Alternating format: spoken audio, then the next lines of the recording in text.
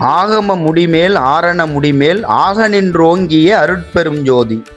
இதில் ஆகமம் என்பது சடங்குகள் நிறைந்த சாத்திரங்கள் ஆகும். ஆரணம் என்பது இறைவனின் குணபேதங்களை பலவிதமாக எடுத்து சொல்லும் வேதங்கள் ஆகும். ஆக நின்று ஓங்கிய அருட்பெரும் ஜோதி.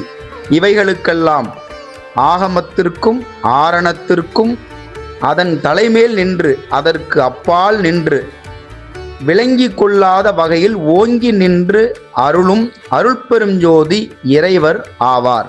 நாம் வழிபடக்கூடிய கடவுளர்கள், நாம் எடுத்துக்கொண்ட சாத்திரங்கள், சமய சடங்குகள், வேதாகமங்கள், புராணங்கள், இதிகாசங்கள் இவற்றுக்கெல்லாம் அப்பாற்பட்டு அவைகளை இயக்கக்கூடிய அறிவாய் நின்று விளங்கும் ஒரு தலைவன் இருக்கின்றான்.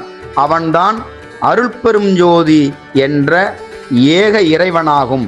அவன் பேரொளியாய் திகழ்ந்து கொண்டிருக்கிறான் என்று ராமலிங்க சுவாமிகள் கூறுகின்றார்.